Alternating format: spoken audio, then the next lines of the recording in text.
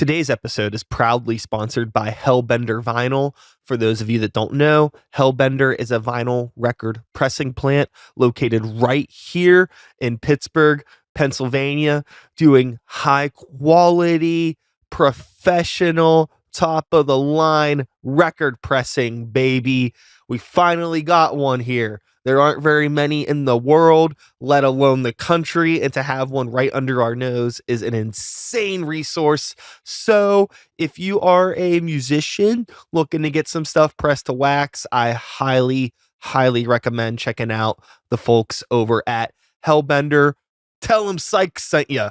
I've always wanted to say that. Without further ado, let's get into today's episode. Sit back, relax, and let's start the beats.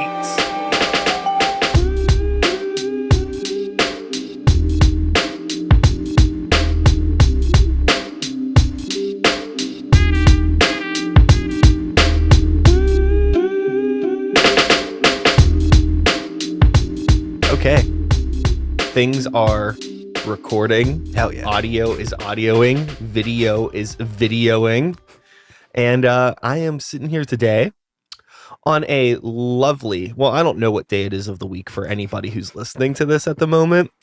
But right now, chronologically, at the time that me and you are sitting here recording this, it is 10:52 a.m. on a Thursday. And I am by no means a creature of the morning. Neither is my guest. Not at all. Make some noise. The one and only NOCASINO in the building. In the morning. Awake. Alive. An early appearance for me. Like, very rare. Well, I appreciate you making the time. I don't know. Should I refrain from your government name today? Should I call you Casino? Should I call you Tanner? How should we do this? However you want to refer to me. All right. So we'll call you Casino. We'll keep it cool. Thank you for coming. We've been trying to do this for a little bit, but it's hard because of our lives. We have a lot of stuff going on. Oh, for sure. For anybody that doesn't know you are a man of many hats, though you are not wearing one right now. Producer, DJ, event promoter, and more. But we could start with those three things as far as my podcast being about music. Is there anything else you want to add to that resume? I work in a bar. So I guess that's also affiliated with nightlife and entertainment. I'm sure a fair percentage of your kitchen are probably people that are music scene adjacent. Oh, for sure. Yeah. So a lot of your background, as far as I know, I'm going to get to learn a bit more about you today, but is in like the hip hop / like somewhat dance community. I'd say like chill, minimal dance, not like, big boom EDM type stuff. Yeah. So I started probably 10 years ago getting serious about doing music. I've played guitar my whole life, but I got into doing hip hop production through just trying to record myself playing guitar and getting into the recording aspect of that. But I did production for a while and got really into that, and then started doing a event series called Pittsburgh Beat Night, which I'd bring in other producers and have them bring whatever they use to make music and just do that on stage, give them half an hour to play their beats. And instead of the rapper being the focus, the producer's the focus of that event, Absolutely. And that just from doing that, it kind of morphed into me getting into DJing, and here we are. Yeah. So the thing that I'm fascinated about that I didn't know about you was that you started out as a guitar player.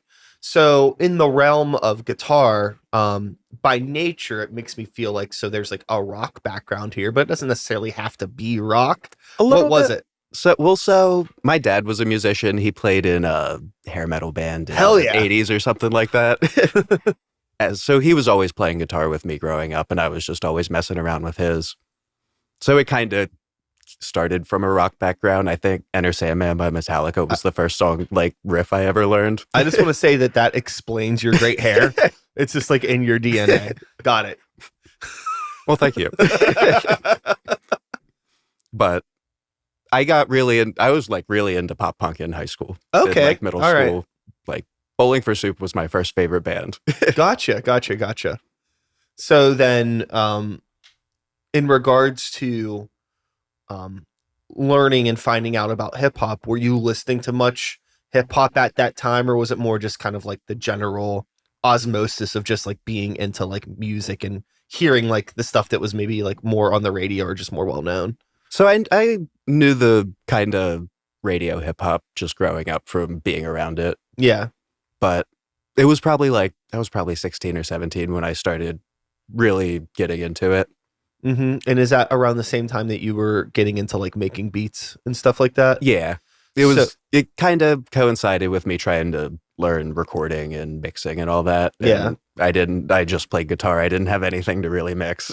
Yeah. So that's actually like a fun story, and kind of like I have a similar trajectory in a way. A bit of like a background on me, since again, me and you don't know each other all that much. I come from a rock music background as well.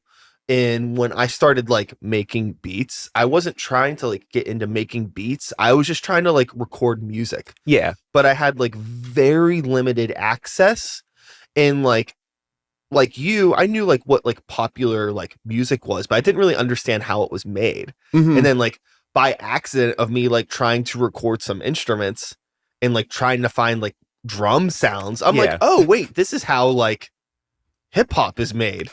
No, and that's exactly kind of how I got started too. And like it's so much easier to find to like, this isn't like shitting on hip hop production by any means, but it's so much easier to get good hip hop drum sounds than rock drum sounds. Oh yeah. So like by nature, I'm like, well, I guess I'm making this weird like rock hip hop sort of thing. And then like a couple years later, because I'm like 75 years old, a couple years later, the first Linkin Park album comes out and it completely changes my life. Like, you could do it both. Whoa. And then like, here I am now. So for you, I guess the question is then, was it like a similar thing where it was just like, you're just trying to find sounds to like put with the guitar, and it's like, oh shit, I'm making a beat. I didn't even mean to. Yeah, kind of. And it kind of coincided with me starting to get into hip hop, like, and I just outside of creating as well. Yeah. And then that started leaning more towards that, and my production methods started being more like sample influenced, and I was always big into records even as a kid. So I always was at the little record store in my hometown. Tom's Music Trade, for anybody listening. But yeah, where's that at? Red Lion, Pennsylvania. Okay. It's in York County. Gotcha. Kind of near Harrisburg. Not really a whole lot going on. Yeah. Totally. So, now fast forward a little bit. Do you find yourself still playing guitar at all? Or are you kind of like... Not often. I still can do it when, like, I can just jam if I pick it up, but I forget most of the songs I know. And also too, like the music that you were listening to at that time, like, are you, putting on Bowling for Soup much these days? No.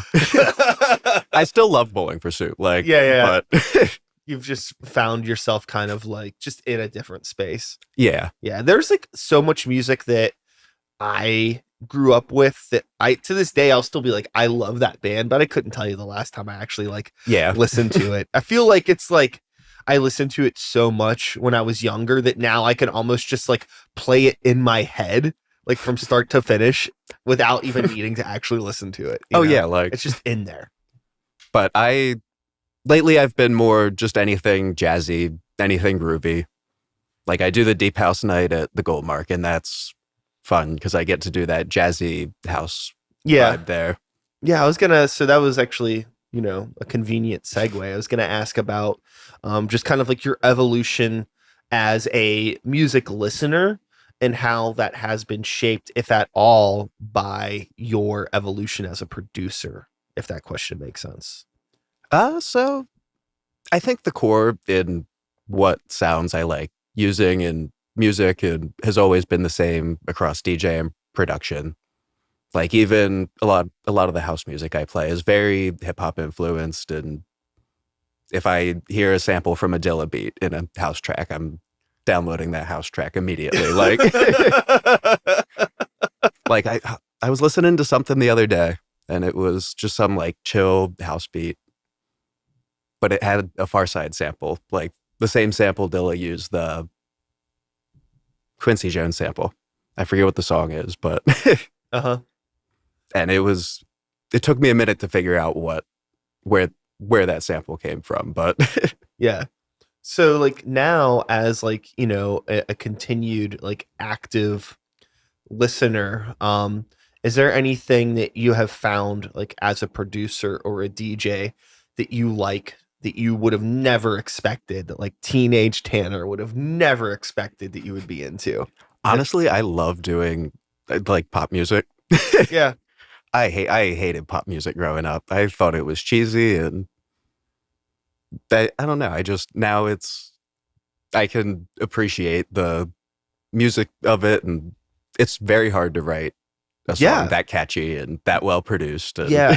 I agree. When I was younger, I I mean, I never was like very like anti-pop, but I always was trying to find more stuff that was like my music, Yeah. Um, but over the years of trying to like write and produce songs, I've gained so much respect for a lot of that stuff just from like a logistical perspective because it's insane. Oh And like yeah. I'll go back and like I like listening to like going deep into like 90s playlists and like hearing all of these like old songs that I definitely remember, but listening to them with my knowledge base now and being like, whoa, this song that I didn't care about at all is actually really insane. Oh yeah. Like the production, like there's all these like there's a there's this song by SWV called Right Here, and like the production on the beat is just like so lush and textured and thick. I like sat in my car and listened to it like 5 times in a fucking row. I was like, this is insane. But this is a song that I just know just through like osmosis. And it's Mhm. just being like, wow, this is like one of the better produced songs that I may have ever heard in my life. And it's just been like there Yeah. in the dust bins of whatever record store and in the bottom of whatever playlist for like damn near 40 years. It's crazy. No, and like I feel similar, like especially listening to pop music from before I was born.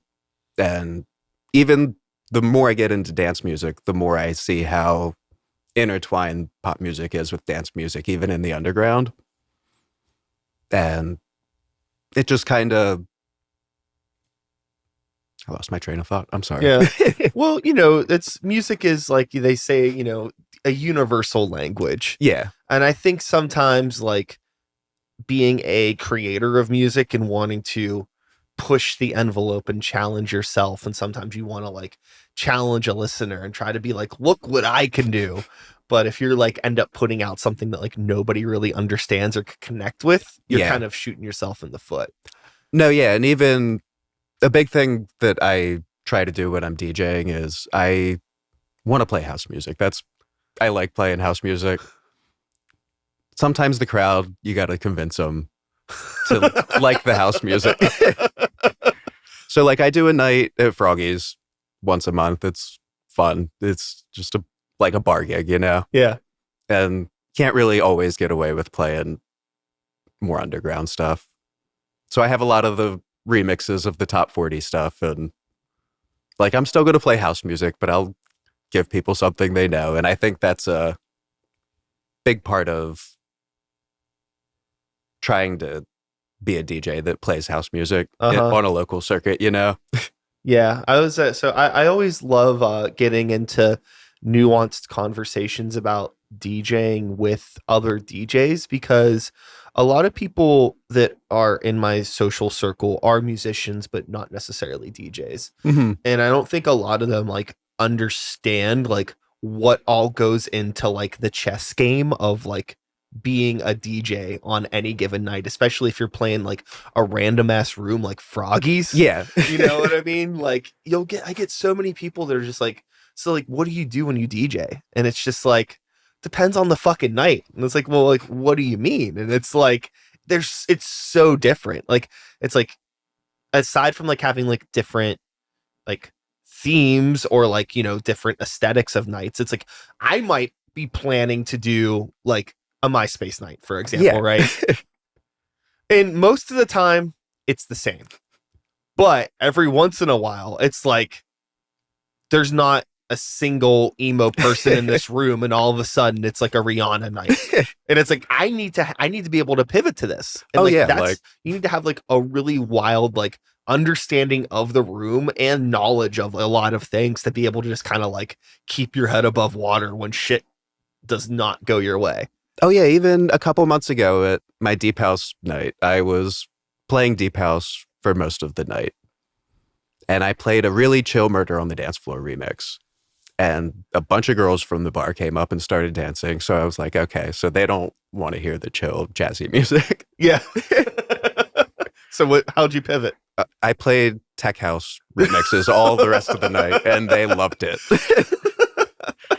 I think the one girl bought me like $50 worth of shots, and I'm like, okay, we're doing something right. Yeah. Just keep up with the bangers. That's the other thing too, is like, it's so tough, like, you know, being not only like a DJ that's just showing up and doing a set, but also being like an event promoter, an event curator, Yeah. where it's like, you know, you're putting your like when you put together an event, it's like, this is like, I want to do this because I think it's a really cool idea. Exactly. And, you know, you make the fucking flyer and you invite all your fucking friends, and then you do it. And it's like, the only people that are there are like, you know, some girls from CMU that just want to hear, you know, and you're like, fuck.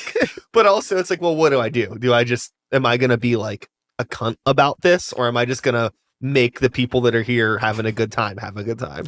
Well, what I was getting at with liking pop music too is I learned to really enjoy doing that kind of stuff. Like, if I can get a crowd dancing and keep them dancing, that's almost just as fun as doing the music I want to hear. You know? Even if I don't want to hear it, if the energy in the room's there, yeah, that's just as fun. Yeah, no, I mean, trust me, I've done plenty of parties, some that we won't name, but people probably know if they know me, where it's like, this isn't my thing.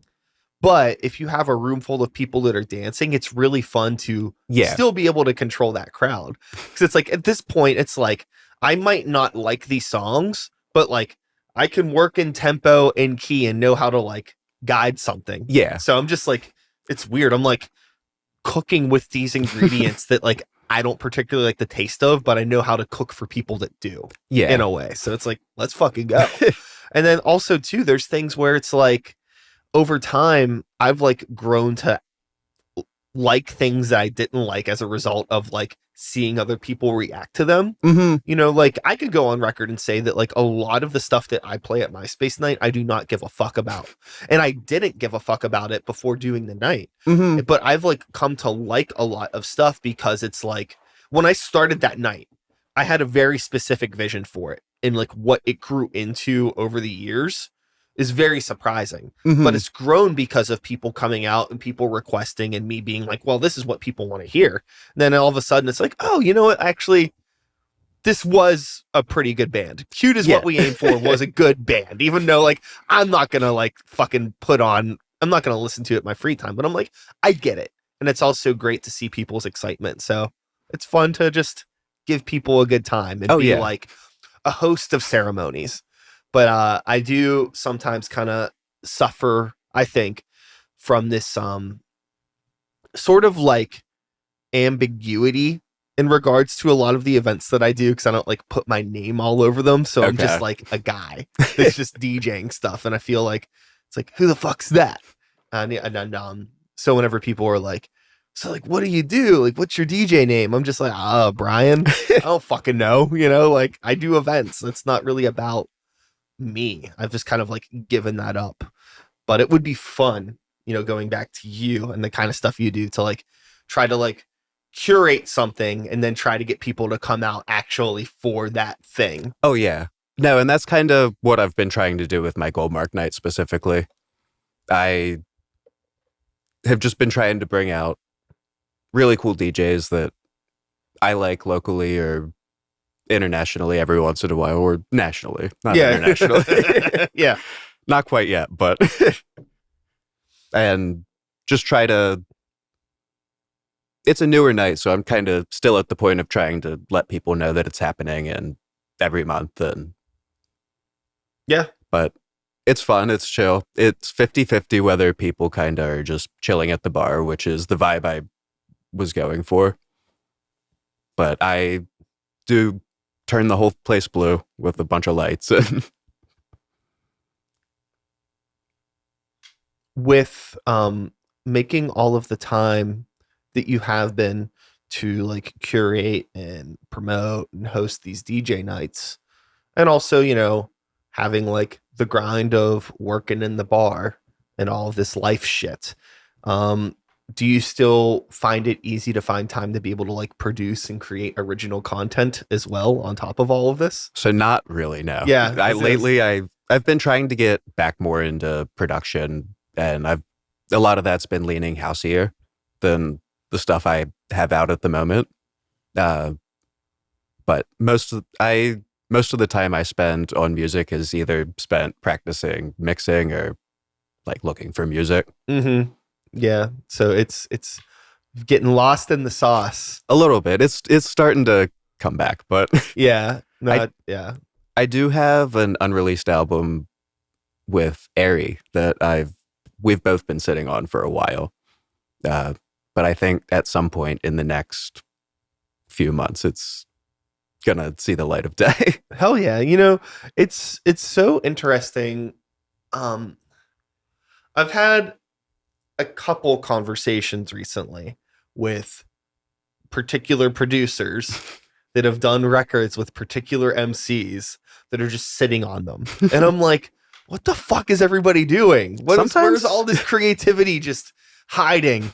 Sometimes life stuff just happens, I think. Yeah. I'm just picking on you. No, I get it. I mean, I'm coming from somebody that, and I mean, I don't have any projects with other people that aren't released, but I have plenty of stuff that's just like, now's not the time. I guess because it's like releasing music. I mean, it's one thing, to put together an event and promote like an event, but like putting out an album and promoting that as well, the amount of like energy that goes into it, it's like, how do you even find the time to do this properly? Even it's just really, like really getting everything uploaded and on all the platforms and all your profiles looking consistent, like day of, even that's a multi-hour thing, Oh yeah, definitely. And it's like, how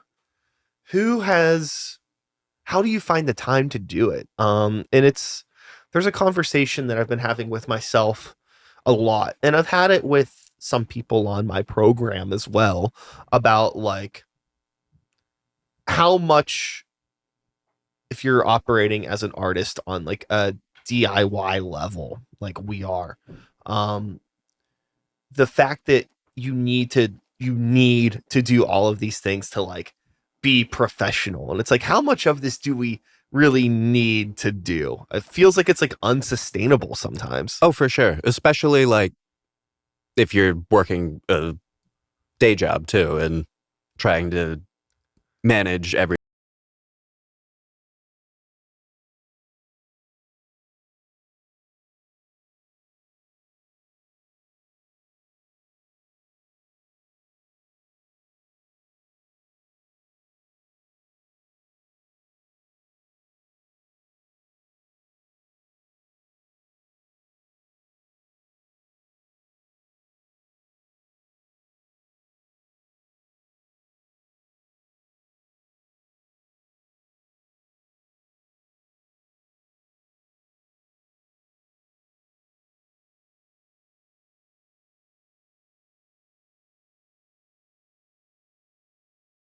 I don't fucking know. Bowling for Soup. Do you think Bowling for Soup is like updating their own profile pictures on their fucking social media? Probably not. I actually think out of Out of all of anybody, them, they could be. maybe. Yeah, but that was just a name. I don't fucking know. Blink 182. But yeah, somebody, no, right? it's a team that everybody has, and they have the time to actually focus on the creative aspect and let the team do all the side like work. And Yeah, that must be fucking nice. That sounds so romantic to me. You know, with yourself and like you know, the idea of teamwork, the idea of like collaboration, management, in that sort of a way, not a creative collaboration, like a business collaboration. Where are your aspirations there, if at all any? You ever give any thought to this, or are you just like, I can't even fathom? I figure I'll think about it when people are asking me about it. When I've got managers be asking Uh-huh. to work with me. Yeah. But until then, I'm not concerned with it. I can just keep doing it how Yeah. I'm doing it. Yeah, I feel like that's like the best thing to do is just like don't burn yourself out as an artist. Do what you can. Don't try to like bite off more than you can chew. And if like you get an opportunity to do something because somebody wants to help you do it, then do it. You know, this is coming from somebody that has wasted way too much time and way too much money, you know, trying to do things like produce my own music videos or put out my own records, you know, two things of which I just did. Feel free to check them out.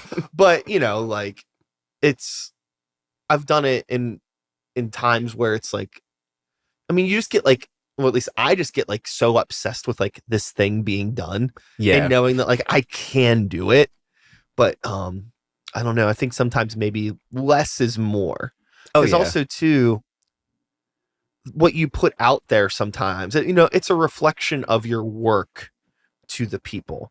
So if you put out like a really bad music video, then all of a sudden it's like you're the guy with a bad music video. And is it better to be the guy with a bad music video or to be the guy with no music video? Right. There's a little bit of there's power in mystery. So maybe we could all be doing a little bit less, and as a result putting more into the things that we're actually good at. Oh yeah, and that's kind of why I've focused more on DJing at this point. Like I never felt like my mixing on my production was where I wanted it to be. I always thought the compositions were good, but I never liked how the mixes hit. Interesting. But when I started learning to DJ and I got good at it faster than I thought I would, I think. And kind of, I just haven't really had the time to focus on production until lately. I've kind of been getting to a point where I feel like I want to start doing that again more. Yeah. Because I don't need to put as much time into DJing and figuring out all the intricacies of it, you know? Mm-hmm. Yeah. With your production techniques now, what is like your, I guess for lack of a better term, setup, which can be a very vague question, but are you somebody that is working like, are you working DAW-less like some weirdo 90s freak on an MPC? Or are you a little bit more modern?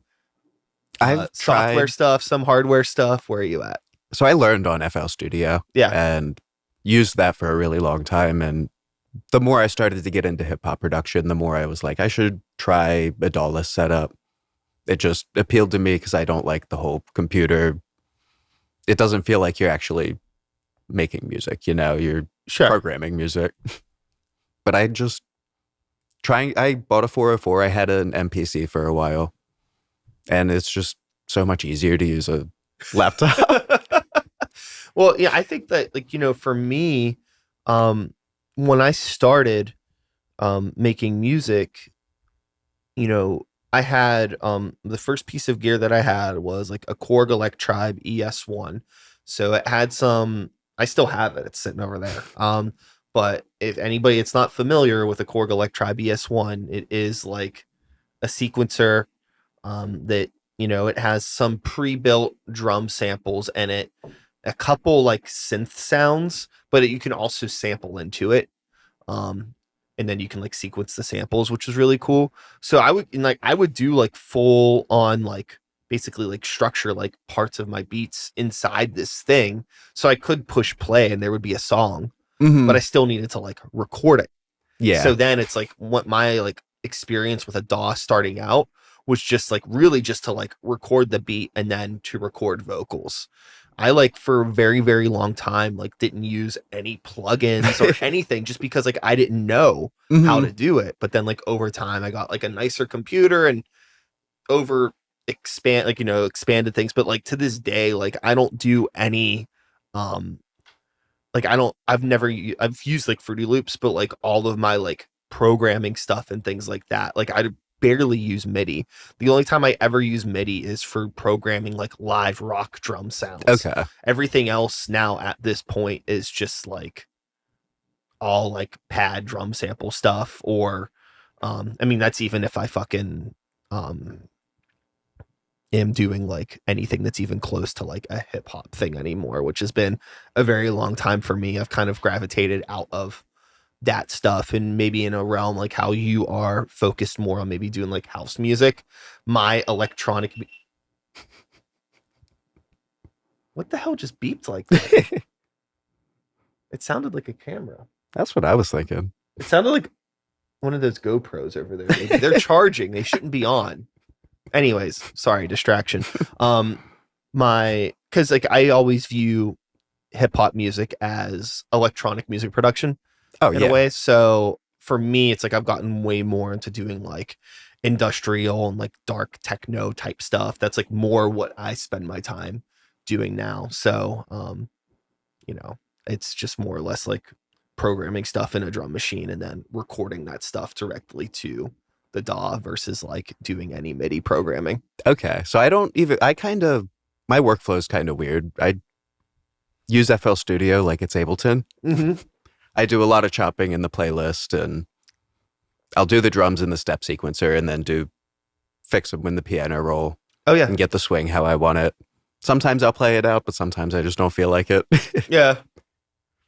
But I mean, it's like whatever works for you, and also too, no two songs are the same, yeah. right? So like, there's times when like I've like gotten like real meticulous, like I'll have like all of this stuff in a drum machine, and then like I have to like record it out, and it's like okay, I have two options.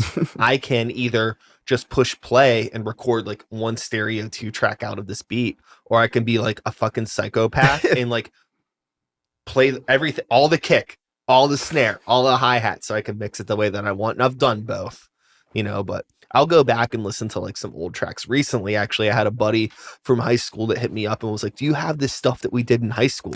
And I was like, "Bet." I like saved everything. I have like backup data discs, hard drives, everything. So I like went and I like pulled up all these old stems, these stems that were from 2006. Oh wow. 2006. And I'm like, fuck. All the drums are just 2 tracks, but all the synths, like, I'm like, okay. And like, I'm like looking at it and I'm like, you know what? This isn't too bad. And it's like interesting to see like how like some of my workflow stuff, just looking at the stems, like how much of it is still there. Like Oh yeah. all these years later, I'm still kind of like doing things the same way.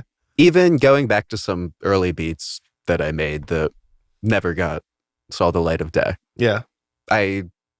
Sometimes I almost think they're better than some of the stuff I've made later on. Like, not technically, the mixes are terrible. You can't really tell what's going on. But if you know what's going on, like I made it, I know what I did with the sample. I feel like there's like a beauty in a lot of in not knowing what you're doing. I think so. Because I think once you start learning the rules, air quote, it GoPro's yelling at me. Once you start learning the rules, it will like stop you from doing something that you may have done that would be like not technically correct, but could still sound cool. That's the thing that I really like about electronic music production, is that it is elastic. It's an open sandbox and you could do whatever you want. Yeah. But there's also so much because of that. There's like a lot more weirdo sort of issues in terms of mixing, right? Like if you're just mixing like a rock band, like from a scientific perspective, it's like guitar usually sits in this frequency range and bass sits in this frequency range and vocals sit in this range and the drums are all over, and like you can nuance the tone, but like whatever. You plug in like a synth and you start doing weird stuff. It's like these are frequencies that like don't exist. And like this sounds really cool by itself, but how am I going to get this to fit in with the drums and everything else without sounding too loud or too lost in the sauce? Because there's like nothing between like, 3 and 8K for whatever reason. So now my hi-hat's eating up all my synth shit. And it's just like, it gets weird. No, and I think even in that realm, I think that's kind of what made me fall in love with hip hop in the first place, like production wise, is that you can really do anything with it and it's not going to be weird. Like if you're in a rock band, you couldn't steal the chorus from some 90s R&B song. Sure. Throw Quincy Jones under it and then just say whatever over it, and even with electronic music and a lot of the flips and remixes, just kind of, it's a very unique approach to music that I feel like a lot of analog music doesn't have that freeformness to it. Yeah, I think that sometimes, how do you put this?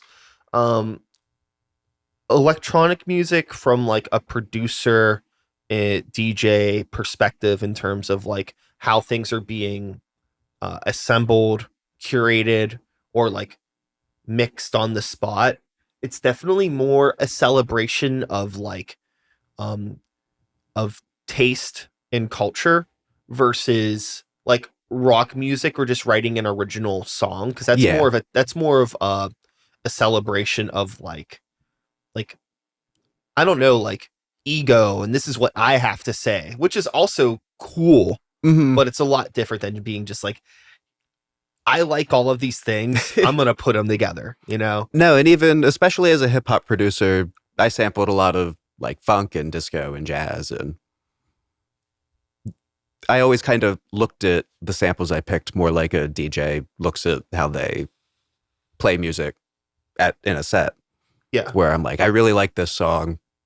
You can, if you know the song, you know that I sampled it, Like I might have pitched it down so it doesn't get taken down from Spotify or whatever, but I don't like bit crush the sample till you can't tell what's going on or anything. And because I want to put people onto that music that might not have been heard. Mm-hmm. And I kind of look at DJing the same way. Yeah, I think that there's like always this sort of like really there's an ignorant perspective that sometimes you'll get from like the rock music community towards hip hop producers or DJs or sampling, where it's like, they didn't even write that song or something like that. And it's like, well, you're missing the core point of why this is being used. This isn't like somebody's trying to put off like, oh, this is my hook, I came up with this. It's like, no, it's the whole point is that this isn't my thing. I am celebrating something that I enjoy. As you said, I'm trying to put you onto something. Yeah, it's like that weather report melody from whatever track is insane. I want that.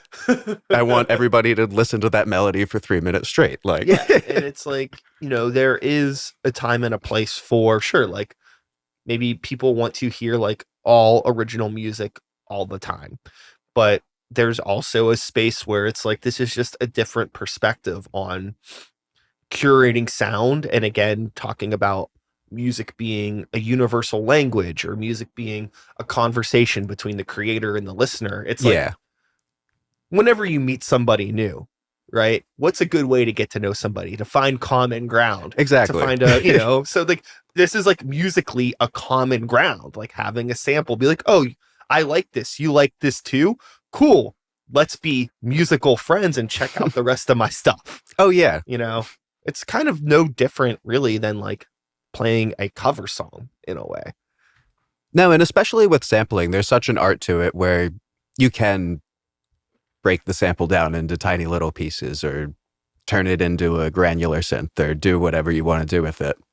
And I'll do that sometimes. Like a lot of my beats are a 16 bar loop or an 8-bar loop chopped up on each kick and snare and just rearranged. Yeah.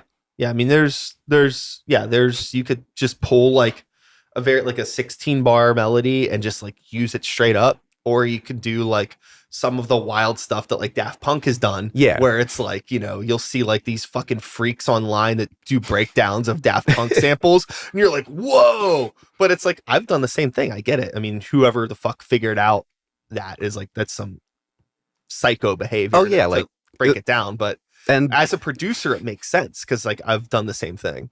And even like Jay Dilla is my favorite producer for stuff like that. Like my favorite Jay Dilla beat is the Cold Steel beat. I think it's a Fat Cat beat. The sample that he flipped is, what's the song called? It's from a band called the Gainsborough Gallery. I think it's called I'll Take a Bus and Go Back Home. Something like that. And it's a super chill, like easy listening soft rock song. And Dilla took 3 different parts off of that record. Some from the front and I think a sample like drums from the back or something. And made the grimiest beat you've ever heard. And you hear the sample and you're like, how did he do that? Like, that is the most insane thing anybody's ever made. I mean, I think it's the beauty of like, just like being able to be a fan of different kinds of music and be able to hear it in a different way. Like, again, like being like a cook, to be able to be like, hey, like I know that you normally use these ingredients in this way, but you know, just one extra spice or maybe even just putting these things in the metaphorical pan at a different time than you normally would, you know, Yeah. can completely change the end result in a way that could be really interesting. So I think that it's really hard for a lot of people to understand like how much goes into beat production until they've like done it themselves. Yeah. And I think that's really at the end of the day where like so much of this like weirdo outside judgment to like, you know, hip hop production or sampling or just electronic music in general, it not being like a legitimate art form. You know, it's like, sure, you could say like maybe like programming shit on a computer isn't music or whatever like that. Whatever you want to call it, you know, but it's like, but it's still creating a conversation. Yeah. And it's still definitely art. And definitely at the same time, it's the same thing as the composers back in the day. Like they were just programming a group of people to do what they wanted. And yeah, now it's just you doing it to a computer. Yeah. I think it's just having like a needing to like just kind of like reframe your perspective on things. For sure. But at the end of the day, too, I think it's just a lot of people that are just like haters, jealous, weirdos. There's definitely people that exist that just want to be upset to be upset. Yeah. You know, my failed 30-year-old bar rock band hasn't been able to do anything, but you know, some 17-year-old kid with a laptop is now like, you know, a Grammy nominated artist. And it's like, hey, you know, it's a conversation about language. You know, it's like Billie Eilish and her brother recorded an album on a laptop in a bedroom that like took over the world. And it's like, hey, it's the power of communication. Oh yeah, and I've always looked at it as like that kid's topping Billboard. Like, what am I not doing that's kind of my approach. Like, what am I not doing that they are doing, you know? Well, if you get into a conversation about like Billboard, that's on a large scale, a whole different planet. You know what I mean? That's going back into the conversation of having business partners and people that are helping pull the strings behind the scenes. But even like you could study what they were doing when they were before then. Exactly. Yeah. And then take notes from what worked for them, what didn't. And I mean, I think that if you do that, it always boils down to like the same things, which Yeah, is they played some good shows very well. And, you know, either they got good footage of it and put that out there for and people sure. saw it, or the right person was there, you know, or like in terms of like, I think that's always the best. It's just like you just have to be out there doing the thing. Oh, I exactly. really don't give a fuck about the internet. And I know that like there's people that have blown up from the internet, but a lot of that, if not all of it, has been very temporary. Oh, for sure. Those type of people, you I've know. I've always looked at the internet as a way to reinforce what the work I'm doing in person. Like if I'm going out to DJ nights and meeting people and talking to people, it's a way to stay in touch with people. Sure, it's a digital business card. Pretty much. It's a resume. It's like a portfolio, but you know, it's good to have it. You Oh, know for what sure. I mean? You meet somebody like, yeah, you know, follow me on here. Like, let's link up. But yeah, just like putting stuff out there and then expecting it to just do, you know. Yeah. I mean, sure, that has happened, you know. No, you've got to be building the But, community. And yeah, it's a lot of work though. oh, You yeah, know, for sure. It's hard to do it all by yourself. You know, especially if you don't have the luxury of being able to put like everything into it, Yeah. you know. Because there is also too one of the things that we haven't talked about throughout this conversation, and I don't know how you feel about this. This is a bit of a controversial topic, so I apologize for stirring the pot. But you know, for creatives, this is like a really this is something a lot of people don't like to talk about. But I'm gonna ask you the hard questions. Do you ever relax? Sometimes. Relaxing and sleep. These are things we don't like to talk about. The sleep, What's your relationship like with these things? the sleep, not as much as I should, but and if I set aside time to do like music stuff at home, I'm going to set aside the same amount of time to relax Yeah. and just lay in bed and stare at the wall or whatever. Yeah. Yeah, you know, I mean, like, you know, you have the energy and general demeanor of a fairly relaxed person, so I will give you that. Do you find yourself what's the wildest you get, Tanner? Walk me through a wild night. Honestly, if I go bar hopping on a Friday or Saturday by like 1:30, you do not want to be around me. I've seen you a little tuned up. You know, we don't gotta talk about it. I'm pretty sure I've driven your sleepy ass back from West Virginia before. That was a good night. We had a good time. I had a great night that night. But no, I mean, I think that in general, like, I guess the whole point I was trying to make, all jokes aside, is like, we are people that are, you know, working day jobs. We're trying to do multiple creative endeavors, and it's just like, it's really easy to forget how easy or how important it is sometimes to just like slow the fuck down. Oh yeah. You know, and just like, it all doesn't have to happen right now. You know, like I've definitely suffered in the past from being somebody that's like, I always need to be doing something. If I'm wasting my time, I'm wasting my life. And it's just like, well, wait, like what's the quality of life I'm actually aiming for here? You know, if I'm spending every waking hour of my life behind like a screen, either producing something or promoting something or designing something or editing a podcast, it's like, for what? I'm not taking any time to smell the fucking roses, right? Oh yeah, like I try to have at least one day for just me where I'll still do music stuff. Like I'll turn on the decks and jam for an hour or something, but that's because I want to do it, not because I feel like I need to practice for this gig that I've got and make sure I got my library all sorted out. And yeah, at that point, it starts to feel more like a job than just something you want to do because you want to do it. Mm-hmm. Yeah. Do you have any like hobbies or interests outside of the what we know you as Casino? Anything outside of this music realm that you're into? I really like hiking. Nothing too extreme, but Yeah. I like exploring the woods. And since I've moved to Pittsburgh, I've done a lot less of that because due to relying on the buses. But Sure, sure, sure. I, Yeah. like I'll every once in a while I'll go camping in a like out in the middle of the state for a night with some friends and great time. And I'd say that's probably my biggest hobby outside of that. And I try to living in the city. I try to do as much of that as I can within the city.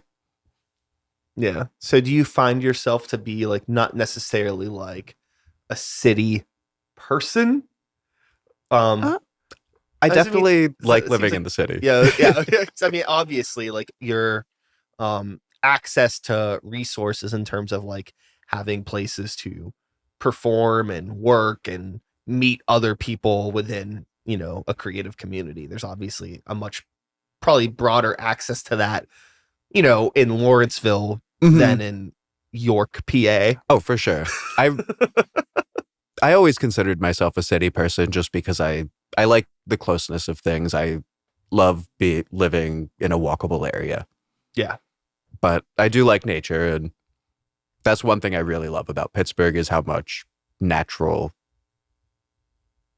how it doesn't always feel like you're in a city, you Yeah, know? totally. I mean, there's you can drive 5 to 10 minutes in many directions of here and feel like you're in the middle of the state Oh pretty yeah. easy. You know what I mean?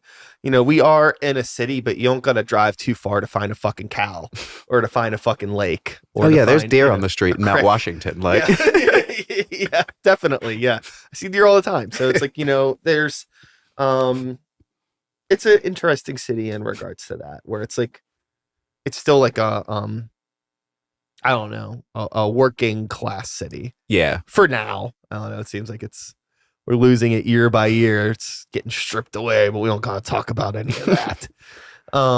So moving forward here, the future. Do you have anything coming up that you would like to promote or tell the people about specifically? Uh, every last Thursday of the month, I'm at the Gold Mark for Deep End. It's a deep house and new disco night. Uh, I'm going to be playing Photo Club in Philly on the 24th of May if this is out before then. I think it will be. I think this is going to be out next Wednesday. Okay. Yeah. Yeah, we'll be at Photo Club till 3 a.m. with the Bad Taste guys, Ben and Wyatt. Yeah. And we're bringing a local Philly guy onto the lineup for that as well. But that's going to be a lot of fun. It's going to be my first time playing in Philly, so I'm very excited for that. Yeah. Hell yeah, that's awesome. And have you been like taking like a break from doing the beat nights? I have. It's kind of a hard thing to get that many people to bring that much gear out Sure, sure, sure. with the amount of money those events can make. Got you. I Yeah. always feel kind of bad paying everybody like not much, and I'm like, sorry, you hauled your whole studio out here. It was a good turnout, but it's a lot of Like it, the logistics of it yeah, don't make and sense. a lot of that crowd isn't going to drink, and that's a lot of how some venues here pay. Sure. Yeah. I mean, that's again, that's the business. Yeah, Yeah. We don't really have I mean, and I understand why, but we don't have like just a hub for like creatives to like share and connect, work with each other. yeah, Cause it's like everything is so fucking expensive, and like it's like, sure, if you could maybe rent a space out in like McKeesport or hmm, something that's like dirt cheap that you don't have to have a fucking bar to keep the lights on, yeah, but you're not going to get people to drive out to McKeesport. You can easily get people to go to Lawrenceville, but every single fucking place there's a bar. yeah, And like, sure, they're like happy to have you there and they'll let you do stuff, but it's like you got to bring people in that are going to be able to drink. exactly. And especially when I was doing it at the Gold Mark, I love the Gold Mark. The Gold Mark's like my favorite place on earth, but it just didn't make sense for that space, because you need to sell drinks there, and the people that like hip hop beats want to have like an IPA and then drink water all night. Yeah. So I've tried it at a couple different venues, and you're right. Like, the further you go from the east end of the city, the harder it is to sell it to people. Yeah. And honestly, the most packed one I ever did was the very first one at the government center like a year or two ago. Uh-huh. And that was a cool spot, but it can be weird, like a hard sell sometimes, depending on the night.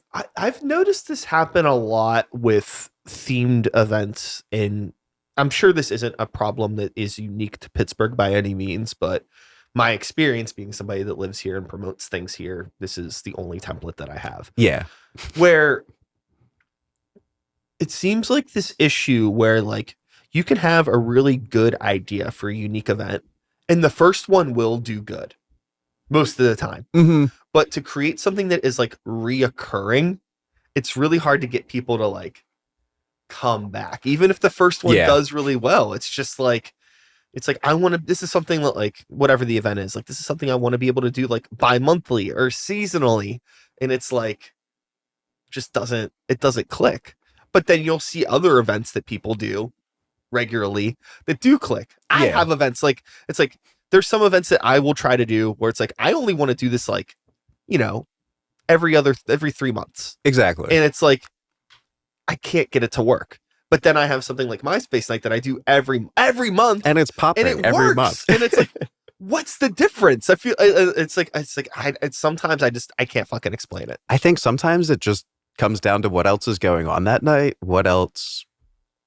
I have no fucking idea. Like, because I know I did a beat night just by accident on the same night as Slappers and Bangers one night. Nobody came. My whole crowd was at Slappers and Bangers. Uh-huh. You know where I think would be a really good space for you to do a beat night?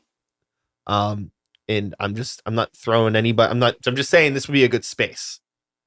The event space at Hellbender. That would be a cool spot. I was actually just in there for the first time the other day doing a DJ set.